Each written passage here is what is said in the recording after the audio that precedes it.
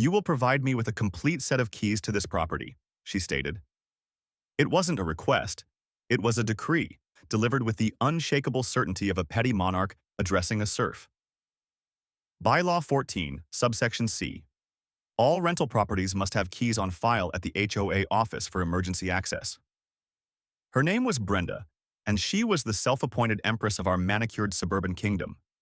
She stood on my porch, a formidable figure clad in a turquoise velour tracksuit that strained at the seams.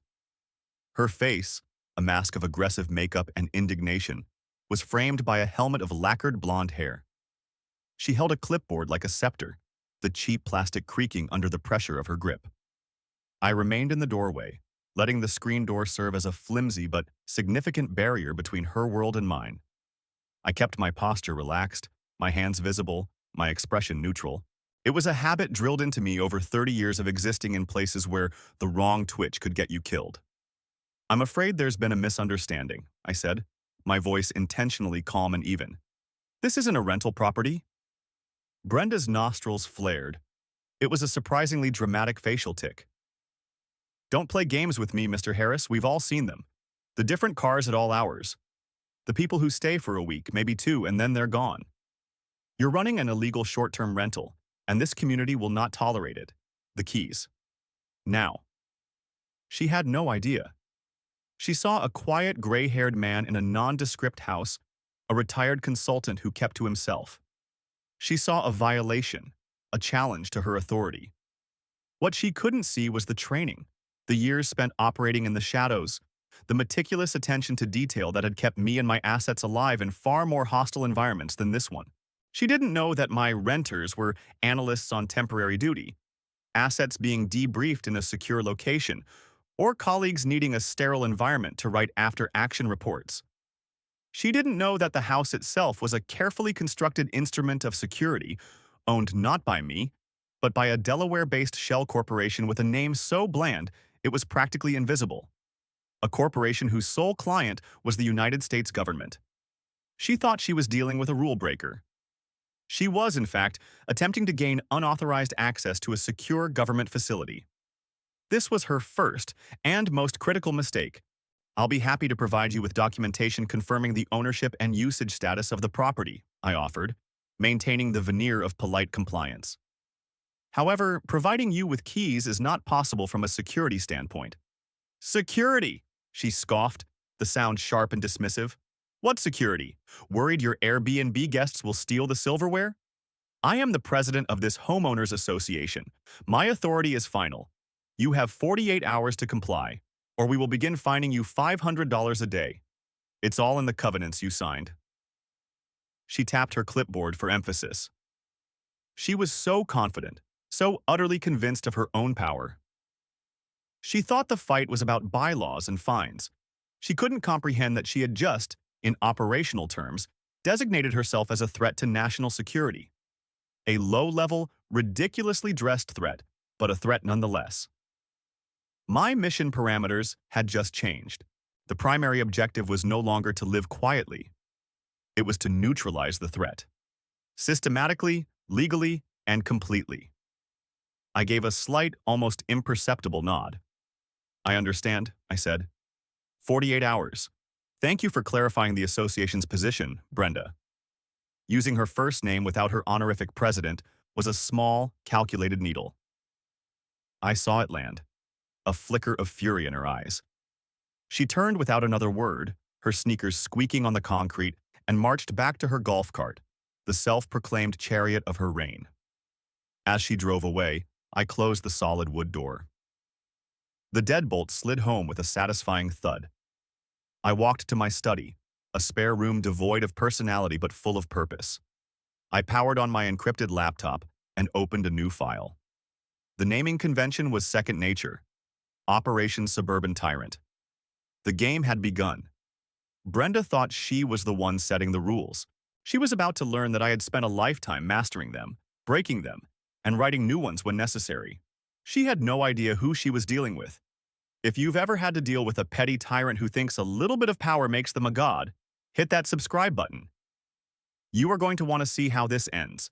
Stick around, because the story of how we dismantle an HOA queen's empire, piece by meticulous piece, is just getting started. My first step in any engagement is reconnaissance. You don't fire a shot until you know the terrain, the enemy's strength, their weaknesses, and their supply lines. For Brenda, her terrain was the HOA's book of covenants, conditions, and restrictions, the CC and RS. Her strength was the perceived authority of her position. Her weakness, I suspected, was an inflated ego and a sloppy adherence to the very rules she purported to enforce. Her supply lines were the HOA dues and the apathy of my neighbors. That evening, I didn't panic.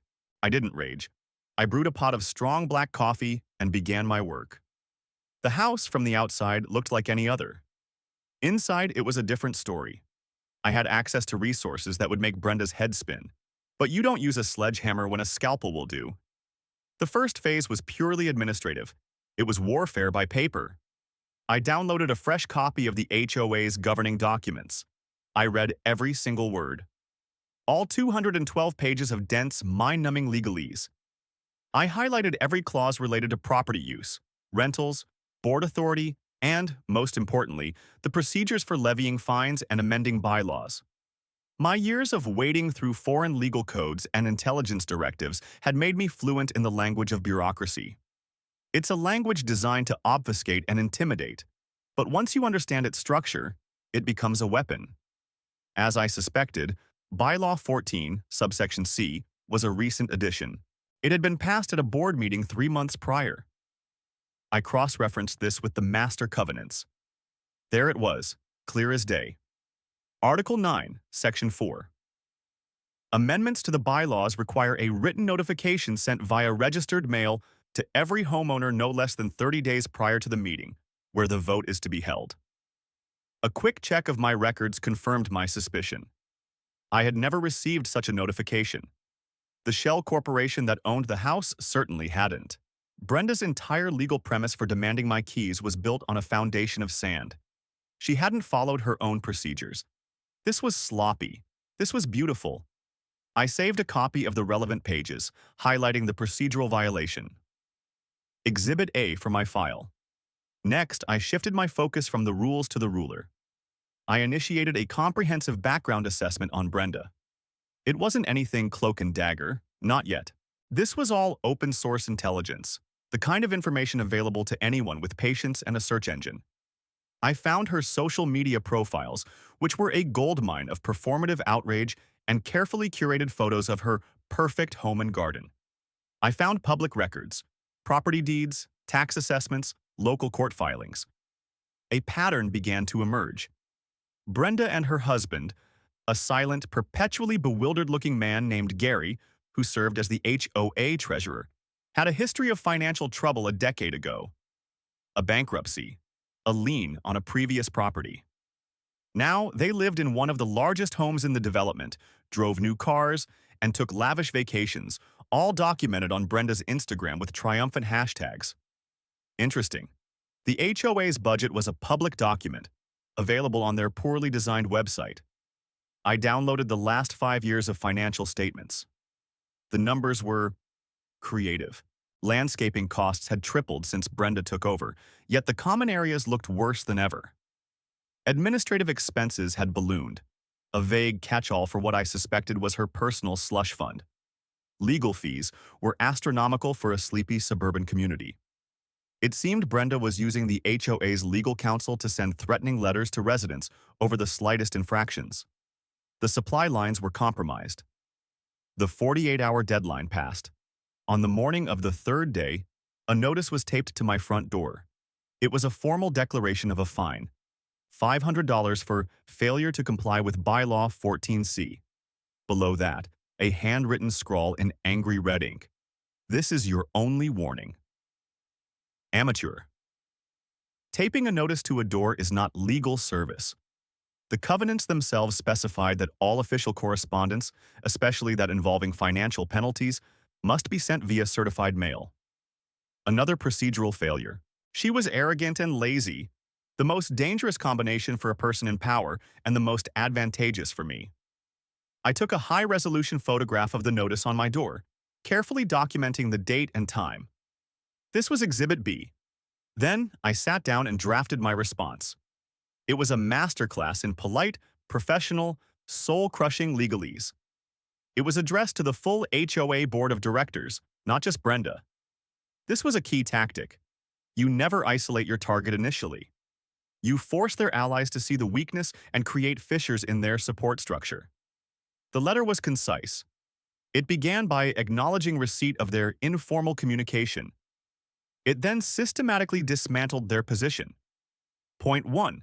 I cited Article 9, Section 4 of their own covenants, stating that the bylaw they were attempting to enforce was invalid due to improper notification procedures. I attached a sworn affidavit from the registered agent of the Shell Corporation attesting that no such notification was ever received. Point 2. I cited the relevant state property code that governed homeowner associations, which stipulated that an HOA's authority does not extend to demanding access to a private residence, except in cases of dire, verifiable emergency threatening common property, a standard they had clearly not met. Point 3. I pointed out that their method of delivering the fine notice was in violation of their own rules, as outlined in Article 12, Section 2, rendering the fine itself null and void.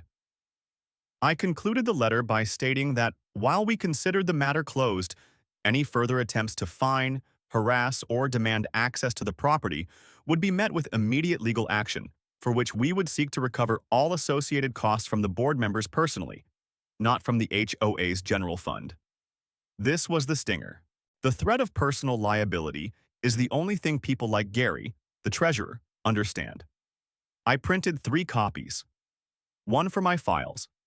One to be scanned and emailed to the generic HOA admin address, and one to be sent via certified mail with return receipt requested, addressed to the board, care of Brenda.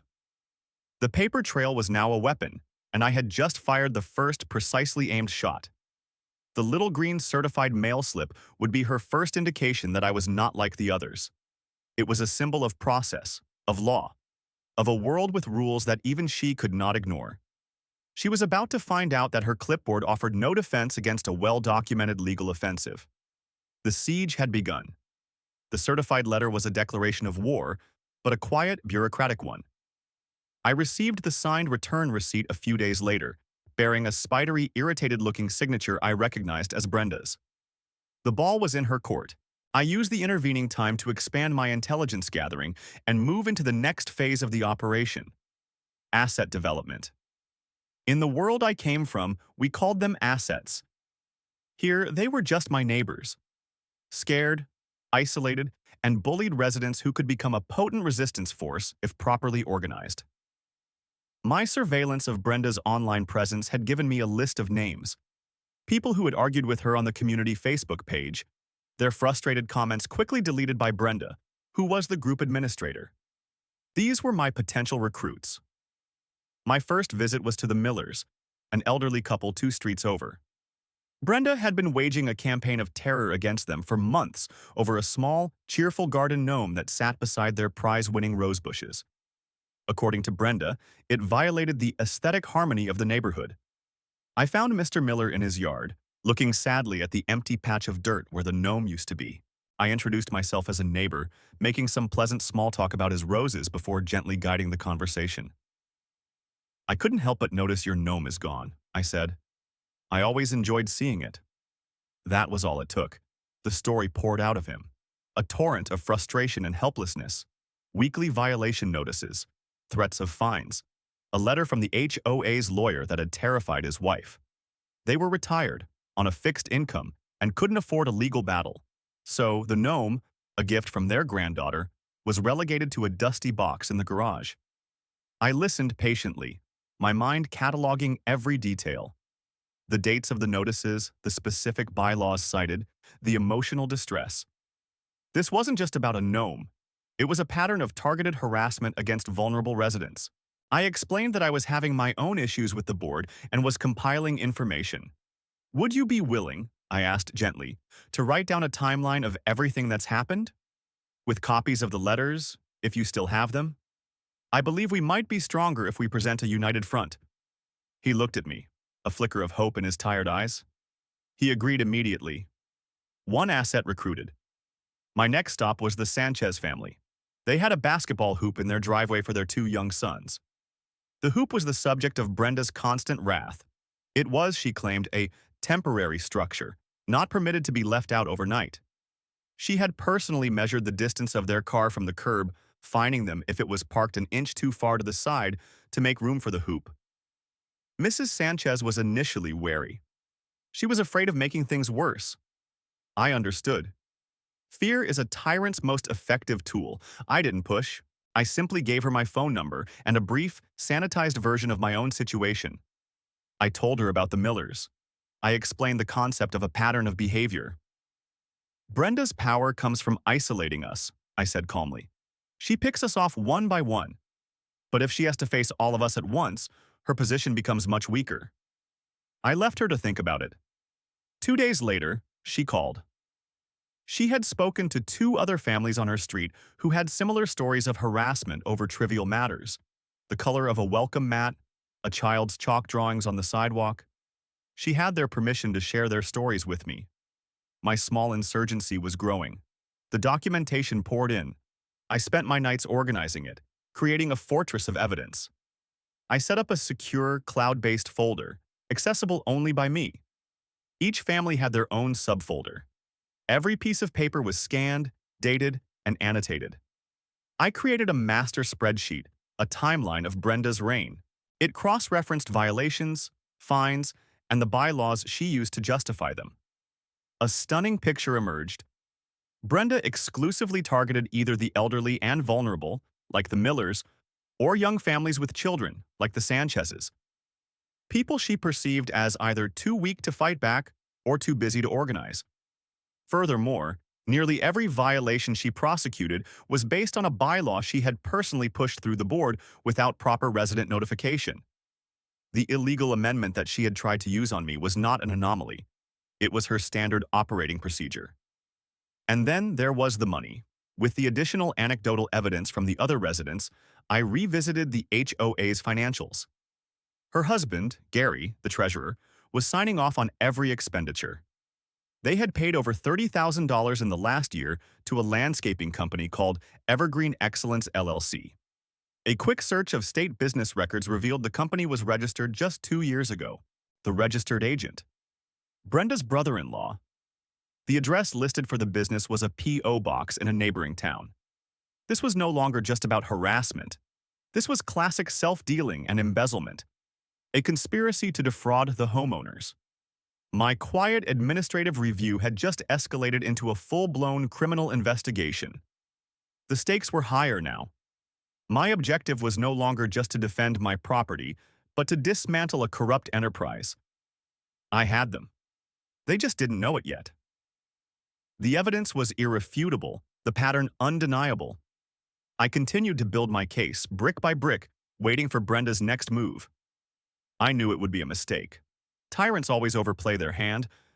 Brenda's response to my certified letter was, predictably, to escalate.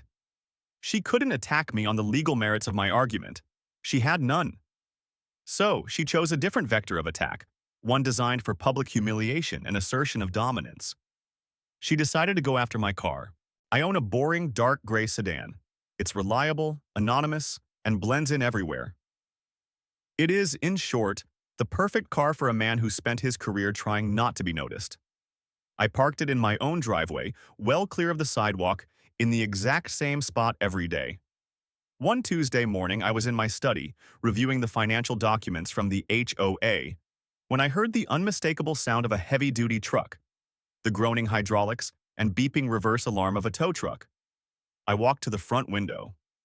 A large, greasy-looking flatbed was maneuvering to back up to my driveway. Standing on the sidewalk, directing the driver with imperious waves of her arm, was Brenda. She was wearing a hot pink tracksuit today, a beacon of belligerence against the quiet green of the neighborhood lawns. I knew this was a critical moment. Her goal was to create a scene, to demonstrate to the entire neighborhood that she could have my property seized at will. If she succeeded, my burgeoning alliance of residents would likely lose their nerve and scatter. I had to counter this, not with anger, but with overwhelming, incontrovertible proof of her malfeasance. My hand went to my pocket, where my smartphone was already recording audio. I stepped outside, closing the front door gently behind me. I didn't shout. I didn't run. I walked calmly down my driveway. "That's far enough," Brenda barked as I approached. "This vehicle is in violation of Section 18, subsection F, regarding non-operational vehicles. It hasn't moved in a week. We're having it removed." It was a laughable, blatant lie. I had driven the car the previous evening. "Brenda, the car is perfectly operational," I said, my voice steady. "And you know that's not what subsection F says. It pertains to vehicles on blocks or with flat tires." The tow truck driver, a large man with a weary expression, had gotten out of his cab. He looked from her to me, clearly uncomfortable. He was just a guy trying to do his job. "I am the HOA president," Brenda snapped, puffing out her chest. "I have authorized this removal." "On what grounds?" I asked, keeping my tone inquisitive, not confrontational. "There has been no notice, no warning, and the vehicle is not in violation. You are attempting to illegally tow a vehicle from private property." I turned my attention to the driver. "Sir," I said respectfully, "this woman has no legal authority to order you to tow my car. If you hook up my vehicle, you and your company will be party to grand theft auto. I am recording this entire interaction." The driver hesitated. He looked at Brenda, who was turning a shade of crimson that clashed horribly with her tracksuit. "She said she was the authority," he mumbled. "Did she provide you with a signed work order? Did she provide proof of the violation and the homeowner notification process?" I pressed, my voice calm and methodical. "Or did she just call you up and tell you to come get a car?" His eyes darted away. "He knew," Brenda sputtered. "How dare you? I am the authority here. Tow the car." I held up my hand. "One moment." I pulled out my phone and dialed the number on the side of the tow truck. The call went to their dispatcher. I put it on speaker.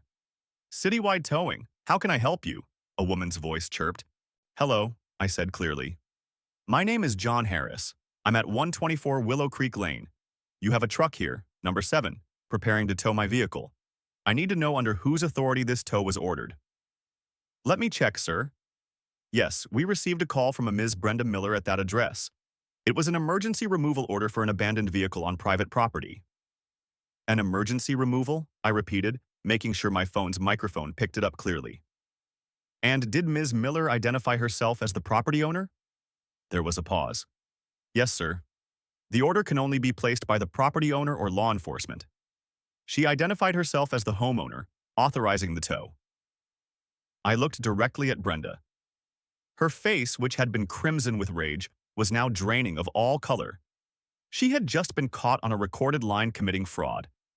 She had impersonated me, the homeowner, to authorize the seizure of my own property. This was no longer a simple HOA dispute. This was a criminal act. "Thank you," I said into the phone. "I am the homeowner. The vehicle is not abandoned, and I did not authorize this. Please instruct your driver to stand down immediately. I have this entire conversation, including Ms. Miller's fraudulent claim, recorded." The dispatcher gasped. "Driver 7, do you copy? Disengage." I repeat, disengage immediately. Return to the yard. The call was fraudulent. The driver needed no further encouragement. He practically leaped back into his cab, eager to be away from the mess. He gave me a sheepish, apologetic look as he pulled away from the curb. Brenda was left standing on the sidewalk, utterly exposed. Her public power play had backfired in the most spectacular way. Several neighbors, drawn by the commotion, were watching from their windows and porches. They had seen her defeated, her authority revealed as a sham. She stared at me, her mouth opening and closing like a fish. There was no bluster left, only pure, undiluted hatred. "This," I said, my voice dropping to a low, cold register, "was a very serious mistake, Brenda. A very serious one." I turned and walked back into my house, the recording safely saved. The file for Operation Suburban Tyrant now contained evidence of a prosecutable crime. She had handed me the very weapon I needed to ensure her complete and total downfall. She thought she was towing a car. She had actually just signed her own confession. If you've ever had a neighbor who thinks they own the whole street, and you're enjoying watching this particular queen's castle start to crumble, Do me a favor and hit that like and subscribe button. Let me know in the comments where you're watching from, because we're building a community here and you are not going to want to miss the final act. The trap was set. The tow truck incident was the turning point. It shifted my operation from a defensive posture to an offensive one. Brenda had escalated from bureaucratic harassment to outright criminal activity. My response had to be proportionate, not to her action but to her intent. She had intended to publicly strip me of my property and standing. I would now orchestrate the legal and social dismantling of her entire power structure. With the audio recording of the fraudulent tow order secured and backed up in 3 separate locations, I had leverage. But true victory isn't about one dramatic moment. It's about building an inescapable case. The next phase was the legal offensive, a multi-front assault designed to overwhelm and disorient. I spent the next week drafting a series of documents. My years in the agency weren't spent in courtrooms, but they had taught me the power of precise, well-documented legal language. You don't need to be a lawyer when you can present a case so clear and well-supported that a lawyer's only job is to file it. First, I drafted a formal complaint to the state's Department of Business and Professional Regulation, the body that oversees homeowner associations. This wasn't a simple letter. It was a comprehensive 30-page report. It included my own experiences, but its strength lay in the corroborating evidence from the Millers, the Sanchezes, and the 4 other families who had now joined our quiet coalition. I attached copies of every fraudulent fine notice, every threatening letter. I included a detailed analysis of the HOA's bylaws, highlighting the pattern of improperly passed amendments.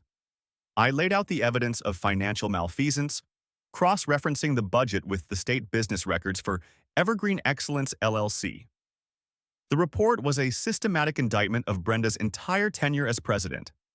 I sent it via certified mail, creating another official paper trail. Second, I consulted with the legal counsel attached to the shell corporation that owned the house. I explained the situation, emphasizing the attempt to gain access to the property and the subsequent harassment.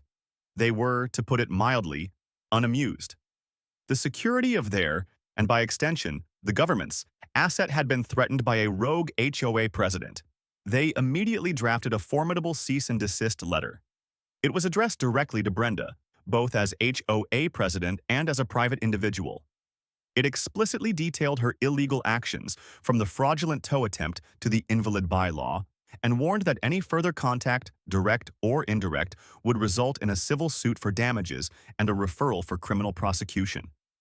They also sent a separate letter to the HOA's law firm, putting them on notice that their client was acting illegally and that they could be held liable if they continued to represent her in this campaign of harassment. The third and perhaps most crucial front was the community itself.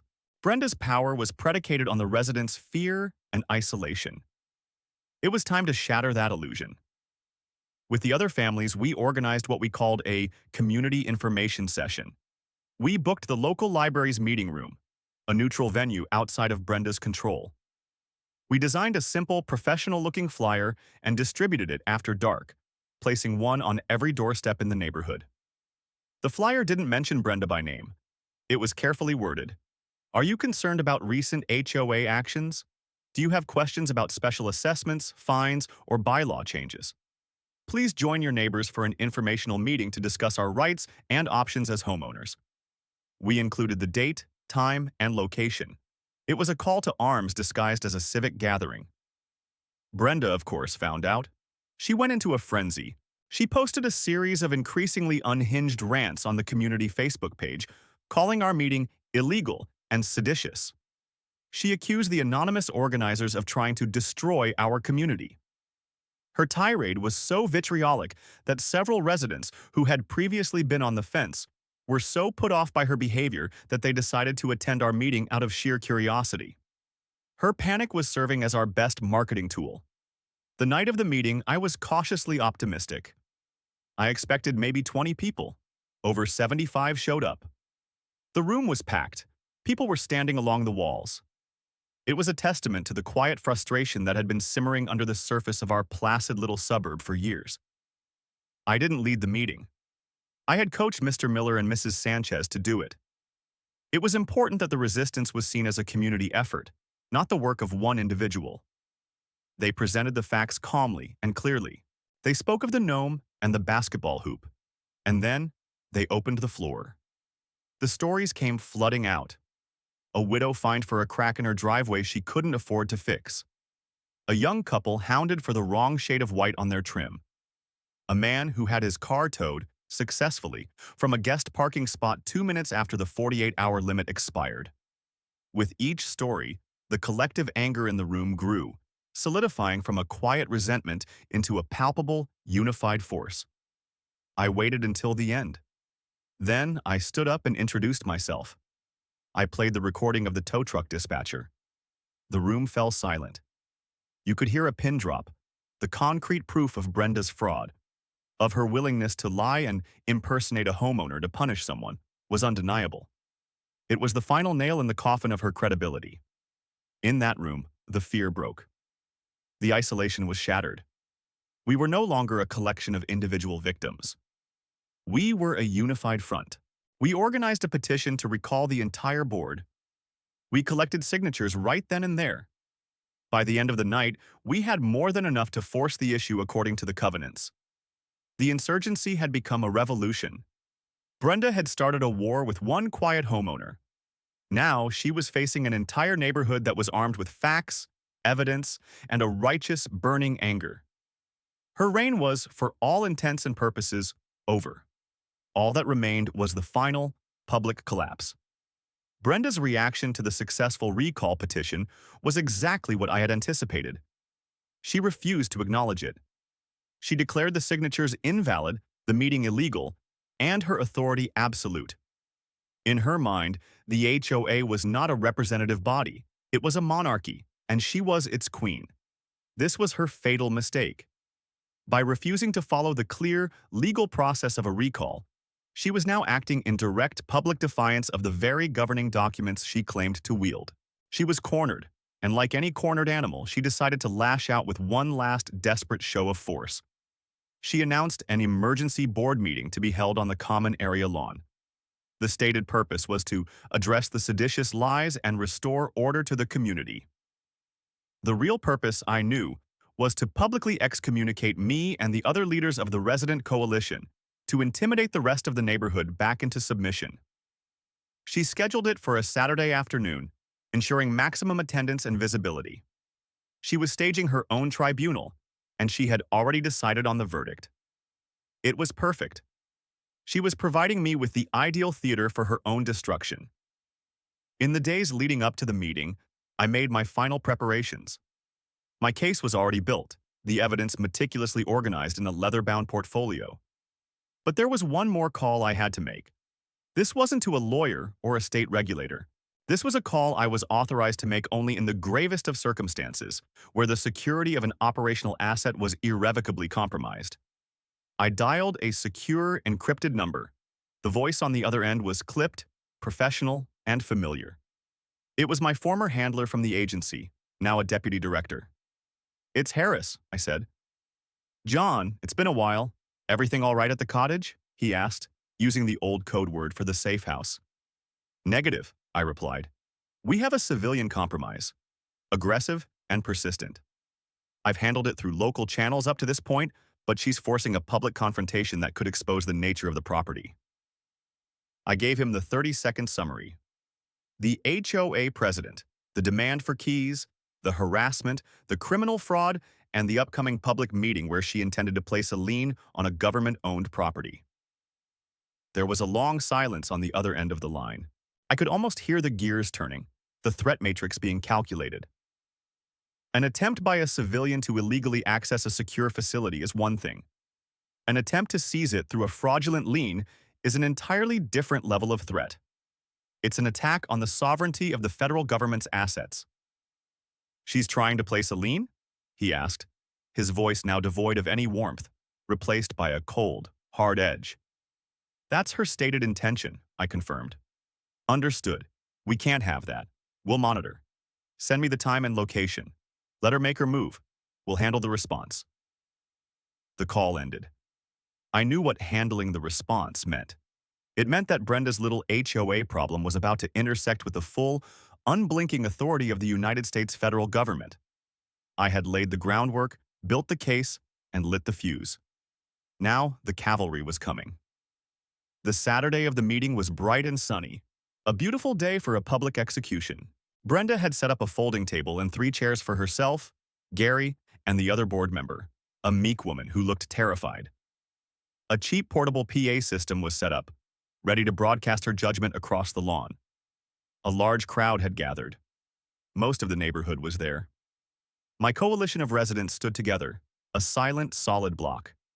We didn't heckle or shout. We simply stood and watched, our presence a quiet testament to our unity. Brenda began to speak, her voice shrill and amplified by the speaker. She launched into a rambling, paranoid tirade about outsiders and troublemakers. She called me out by name, accusing me of forging documents, of intimidating my neighbors, of trying to tear their beautiful community apart for my own selfish reasons. Gary sat beside her, nodding dumbly at every accusation. She worked herself into a lather, her face flushed, her voice cracking with fury. "This man," she shrieked, pointing a trembling finger at me, "has refused to follow our rules. He operates an illegal hotel in our neighborhood and has endangered us all. He has refused to provide keys for emergency access. Therefore, the board has voted to place an emergency lien on his property for the maximum allowable amount, effective immediately." She held up a piece of paper, waving it triumphantly. "The paperwork is filed. Your house, Mr. Harris, now belongs to the Homeowners Association." This was the moment, the apex of her arrogance, the peak of her self-delusion. I stepped forward, my portfolio in my hand. I didn't rush. I walked calmly to the table. "Brenda," I said, my voice quiet but carrying in the sudden silence, "you've made a number of very serious, very public, and very false accusations. You have also just announced your intention to commit a felony." I opened my portfolio on the table in front of her. I didn't need a PA system. The crowd was silent, leaning in. I spoke clearly and methodically. "First," I said, laying down a copy of the bylaw amendment. "Your demand for keys was based on this bylaw, which was passed illegally, without the 30-day written notice required by your own covenants. It is therefore invalid." I laid down the sworn affidavit from the Shell Corporation. This is a sworn statement that no such notice was ever received. I then laid down the printout of the Evergreen Excellence LLC business registration. "Second, you have engaged in financial malfeasance. For 3 years, you have directed more than $100,000 of HOA funds to a landscaping company owned and operated by your brother-in-law. This is called self-dealing." Gary, the treasurer, turned a ghastly shade of gray. "Third," I continued, my voice like ice, "you have engaged in a pattern of targeted harassment against the residents of this community." I gestured to the Millers, the Sanchezes, and the others. "We have documented over 24 cases, all of which have been filed in a formal complaint with the state." Finally, I placed my phone on the table and pressed play. The voice of the tow truck dispatcher filled the air. "The order can only be placed by the property owner or law enforcement." She identified herself as the homeowner authorizing the tow. A collective gasp went through the crowd. Brenda's face had collapsed. The mask of righteous fury was gone, replaced by the slack-jawed shock of total defeat. "And finally, Brenda," I said, my voice dropping lower still, "the property you are attempting to illegally seize. You seem to be under the impression it's a private rental. You are mistaken." As if on cue, a low, rhythmic thumping sound began to build in the distance. It grew louder and louder. It was the sound of helicopter rotors. Heads turned and looked up. It wasn't a news chopper or a medical helicopter. It was a sleek, black, unmarked Bell 407, a model favored by federal agencies for surveillance and transport. It wasn't landing, but it began a slow, deliberate orbit over our little cul-de-sac. At the same time, 2 black government-plated SUVs turned silently onto our street. They didn't have sirens or flashing lights. They didn't need them. They moved with an unnerving purpose, parking at either end of the common area, boxing us in. 4 men in dark suits and sunglasses emerged from each vehicle. They were calm, professional, and radiated an aura of authority that made Brenda's manufactured power look like a child's game. They moved through the crowd, which parted for them like the Red Sea. One of the men, clearly the one in charge, walked directly up to me. He flashed a badge. "Mr. Harris," he said. "Agent Thompson. We'll take it from here." He turned his attention to the crumbling queen at the table. "Brenda Miller?" he asked, though it wasn't a question. She could only nod, her eyes wide with terror. "You are under arrest for conspiracy to commit wire fraud," he stated, his voice flat and devoid of emotion. Another agent stepped forward and professionally, dispassionately, handcuffed her. "You are also being detained for questioning regarding your attempts to interfere with and seize a secured asset of the United States government." The charge hung in the air, incomprehensible to most, but devastating in its implication. She hadn't just picked a fight with a neighbor. She had picked a fight with the entire federal apparatus. The agents calmly collected her fake lien document, the HOA's financial records from the table, and a stunned, trembling Gary, who was also being placed in cuffs. As they were led to the SUVs, the entire neighborhood stood in stunned, silent witness. Brenda, the tyrant of the turquoise tracksuits, the empress of arbitrary rules, was being led away in handcuffs, her reign of suburban terror brought to an end not with a bang, but with the quiet, efficient click of federal law enforcement. I stood there, calm amidst the chaos I had orchestrated. I had given her every chance to de-escalate. She had chosen this path. She had built her own prison, one bad decision at a time. I had simply opened the door and let her walk in. Justice isn't always loud and dramatic. Sometimes it's a meticulously compiled file. Sometimes it's a certified letter. And sometimes it's the quiet, undeniable authority of men in dark suits stepping out of black SUVs. The aftermath was as swift and decisive as the climax. With Brenda and Gary in federal custody, the neighborhood felt like it could breathe again for the first time in years. The black SUVs were gone within an hour, taking with them the HOA's records, laptops, and the architects of its corrupt regime. The helicopter's thumping blades faded into the distance, leaving behind a profound and ringing silence. The federal charges against Brenda were serious. The wire fraud charge, stemming from the recorded tow truck call, was the easiest for the U.S. attorney to prove. But the charge of attempting to interfere with a government asset was what truly sealed her fate. It turned her petty suburban squabble into a matter of national security.